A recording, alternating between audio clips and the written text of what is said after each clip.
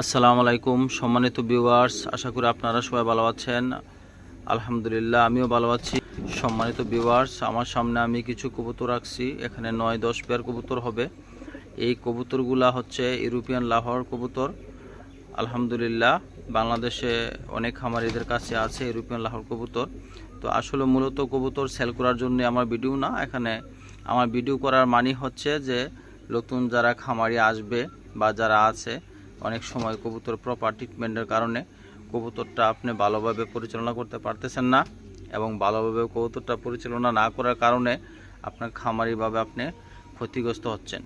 তো মূলত আমার সেই উদ্দেশ্য নিয়েই কিন্তু এই ভিডিওগুলো দেওয়া, যেন খামারি ভাইদেরকে অবজার্ভ করার পরে আপনারা তৎক্ষণিক একটা ব্যবস্থা নিতে পারবেন যে এই কবুতরটা এই হয়েছে, এই সমস্যা এবং এই চিকিৎসা করাটা প্রয়োজন।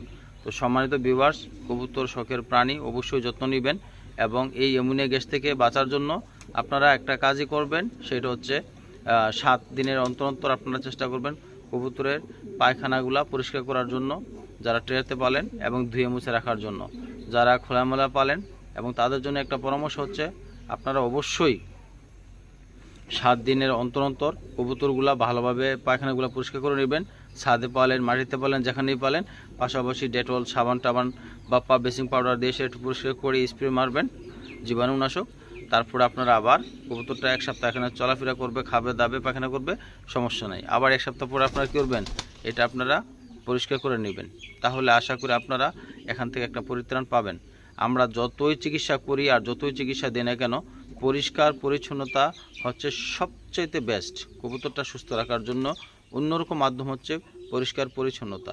তো সম্মানিত ভিউয়ার্স, আমি আশা করব আজকে আপনাদেরকে যে একটা টিপস আমি দিয়েছি, আশা করি অবশ্যই আপনারা এখান থেকে উপকৃত হবেন। কবুতর শ্বাস টান যেন না হয়, বা কেন হয়, বা কী করলে না হওয়ার সম্ভাবনা থাকবে। সবার জন্য দোয়া ও শুভকামনা। অবশ্যই চ্যানেলটি সাবস্ক্রাইব, লাইক, কমেন্ট, শেয়ার করবেন। আল্লাহ হাফেজ।